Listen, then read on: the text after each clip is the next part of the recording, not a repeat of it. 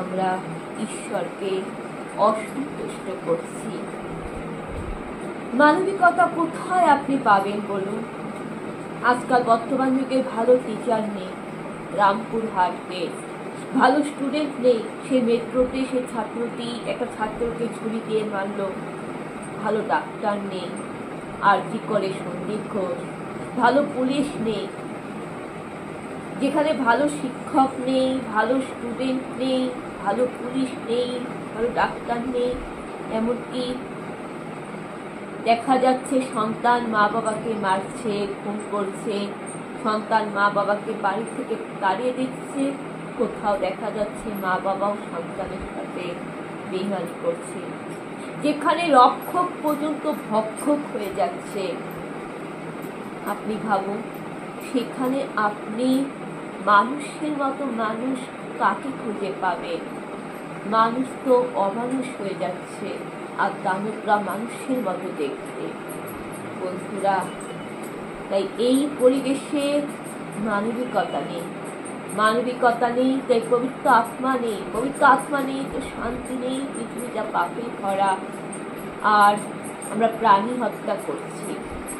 আমরা মানব জাতি লোভে আবেশের বশে অতিরিক্ত অহংকার, অতিরিক্ত আবেগ, অতিরিক্ত কিছু চাওয়া পাওয়া একটা পাপে ডুবে যাচ্ছি, যে লোভের বশে মানব জাতি প্রাণী হত্যা করছে।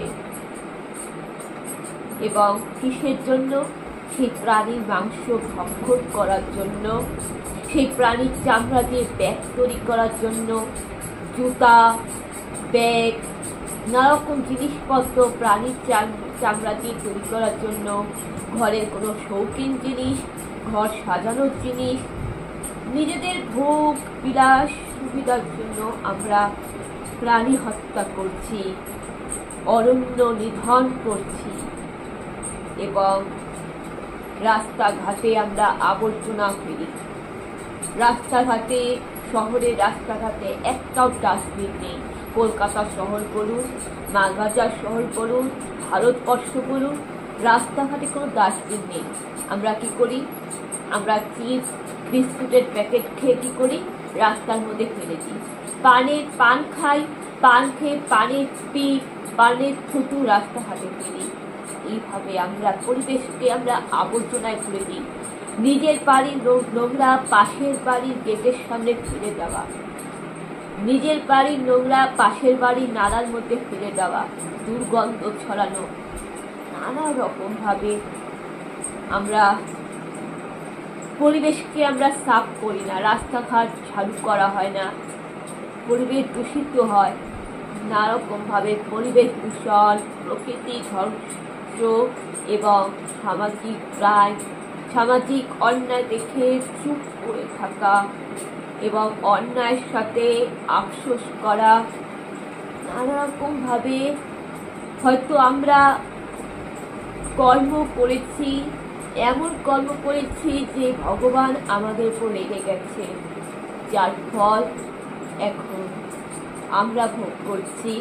যে আজ কলকাতা শহর জলের তলায় ডুবে গেল, বন্যা হচ্ছে, উত্তর কাশীতে বন্যা, কাশ্মীরে বন্যা, হিমাচল প্রদেশে বন্যা, ভুটানে ধস নেমেছে, ভুটানে বন্যা, তিস্তা নদীর জল ঢুকে যাচ্ছে, জলপাইগুড়ির কয়লা নদীতে জল ঢুকে যাচ্ছে, সেবকের রাস্তা ধস নামছে, সিকিমে বন্যা, কোথাও বৃষ্টিপাত, কোথাও ভূমিকম্প। কয়েকদিন আগে আসামে ভূমিকম্প হলো, দেশ বিদেশ সব জায়গায় ভূমিকম্প। আমাদের মালবাজার শহরে কোথাও কোনোদিন হয়তো বৃষ্টিপাত হচ্ছেই না, গরমের পর গরম, তাপমাত্রা বেড়ে যাচ্ছে, আবার কোথাও বৃষ্টি, টানা কয়েকদিন ধরে বৃষ্টিপাত। কোথাও বাজ পড়ে মানুষের মৃত্যু হচ্ছে, কোথাও বৃষ্টিপাতে প্রচণ্ড ঝড়ে গাছপালা পড়ে যাচ্ছে, কারেন্ট নেই, কোথাও বিদ্যুৎ সংযোগ, বিদ্যুতের সমস্যা, কারেন্টের সমস্যা, কোথাও জলে সেই বৈদ্যুতিক তার পড়ে 11 থেকে 12 জন মানুষ সেই জলে বিদ্যুৎ কষ্ট হয়ে মারা যাচ্ছে। এই নানারকম ভাবে আমরা পাপের ফল ভোগ করছি। কথায় আছে না, ধর্মকল বাতাসে নড়ে। আপনি যেমন কর্ম করবেন প্রকৃতি আপনাকে সেই সুদে আসলে দিয়ে যাবে।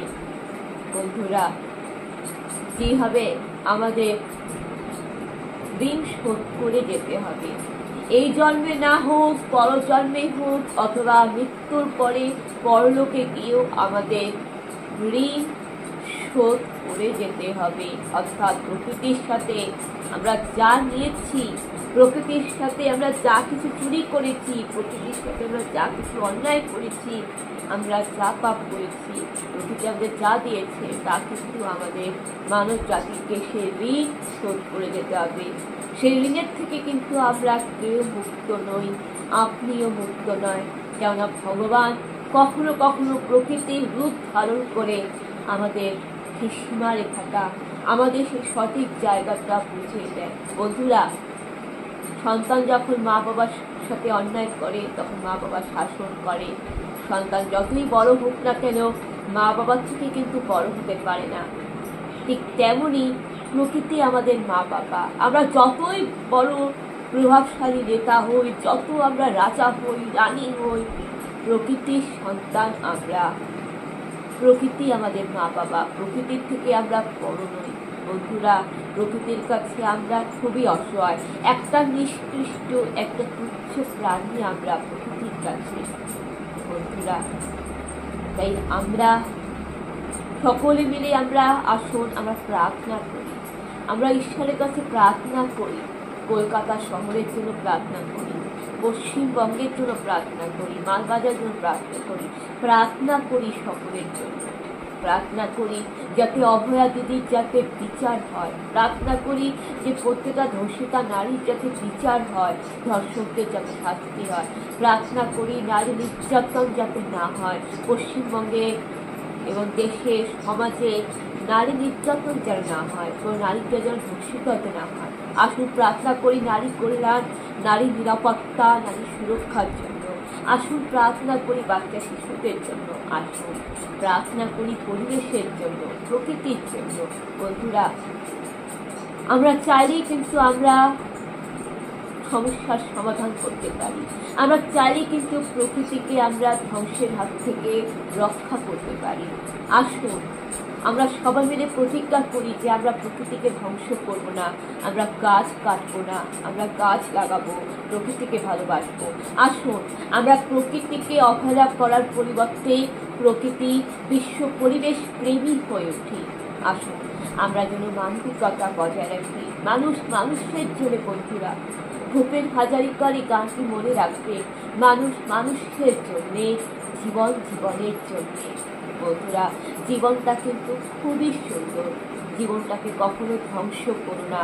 জীবন একটা গান, গান গেয়ে যাও। জীবন একটা সংগ্রাম, সংগ্রাম করে যাও। জীবনে বেঁচে থাকার মানে রস। আপনি কবিতা পড়ুন, লেখক, সাহিত্য, কবিতা, গল্প পড়ুন, আপনি প্রকৃতিকে চেনুন, প্রকৃতিকে ভালোবাসুন। বন্ধুরা, আপনি আয়নার সামনে দাঁড়ান, আয়নার সামনে দাঁড়িয়ে আপনি আপনার সকল প্রশ্নের জবাব পেয়ে যাবেন। আপনার বিবেকই সবচেয়ে বড় আদালত। বন্ধুরা, আজ সেই ভগবান শ্রীকৃষ্ণের বাণীটি কিন্তু মনে করিয়ে দিচ্ছে